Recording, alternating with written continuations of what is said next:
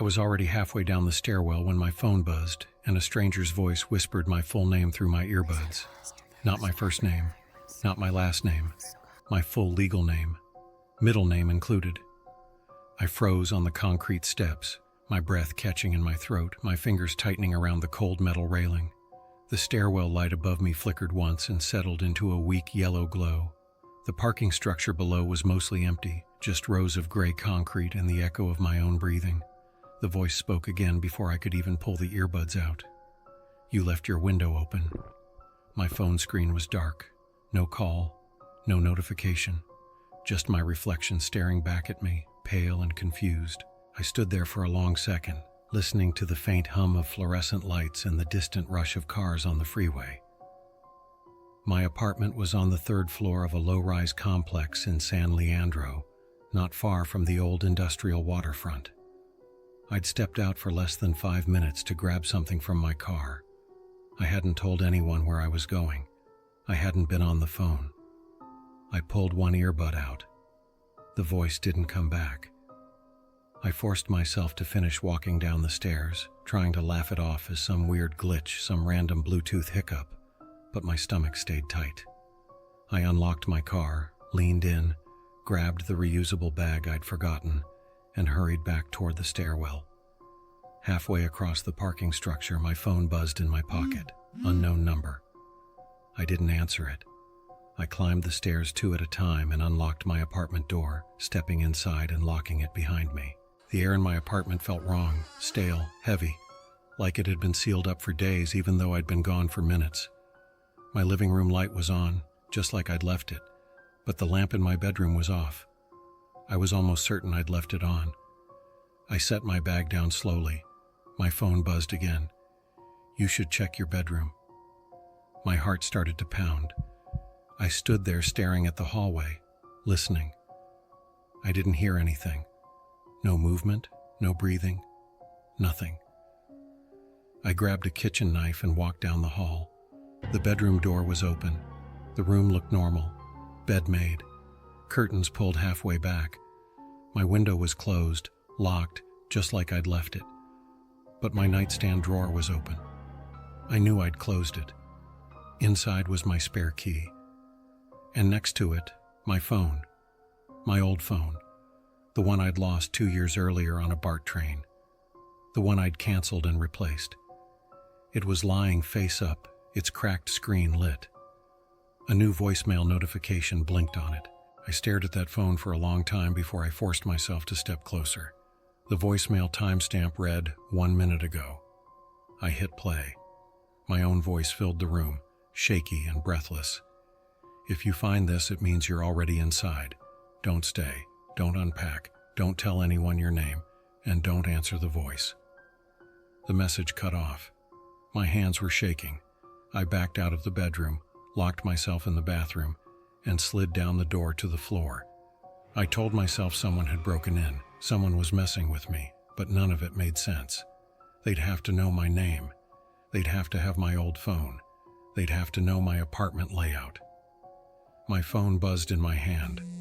Unknown number. You weren't supposed to hear that yet. "Who are you?" I whispered. The reply came instantly. "You already met me. I stayed in the bathroom for almost an hour. I tried calling my sister. No answer. I tried calling my building manager. Voicemail. I tried calling 911, but the call wouldn't connect. The screen just spun and then went blank. My phone buzzed again. Your signal doesn't reach here well." "What do you want?" I typed. "To finish what you started."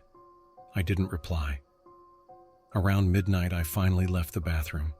I locked every door, every window, and sat on my couch with the lights on, knife in my lap, TV playing quietly for background noise. I didn't sleep. At 2:17 a.m., I heard footsteps outside my door. Slow, barely there, like someone trying not to be heard. My phone buzzed.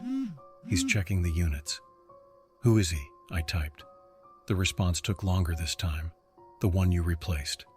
My stomach dropped. "What do you mean replaced?" No answer. The footsteps stopped outside my door. I held my breath. A key slid into the lock. It turned slightly, then stopped. My phone buzzed. He doesn't remember you yet. The key withdrew. The footsteps moved on. I didn't breathe until they faded. The next morning, I went straight to my building manager's office. He looked tired and distracted, like he hadn't slept much. "Did anyone break into my apartment last night?" I asked. He frowned. "No. Why?"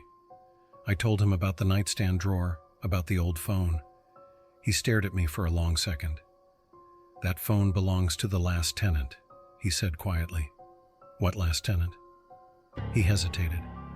"The guy who had your unit before you. He moved out suddenly." "Do you have his name?" I asked. He shook his head. "He asked us to forget it."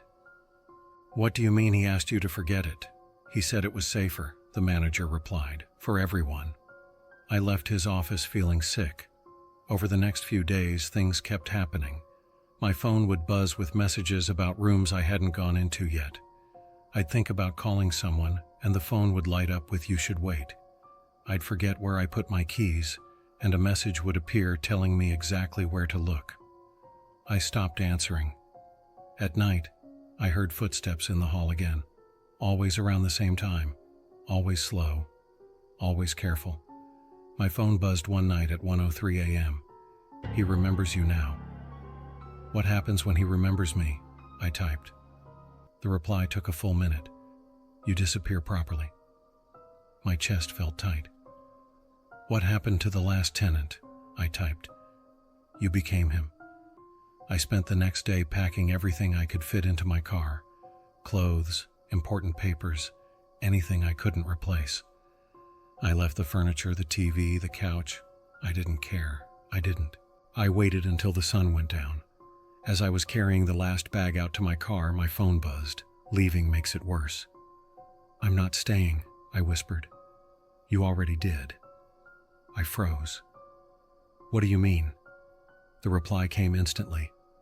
"You came back." I turned slowly toward my apartment.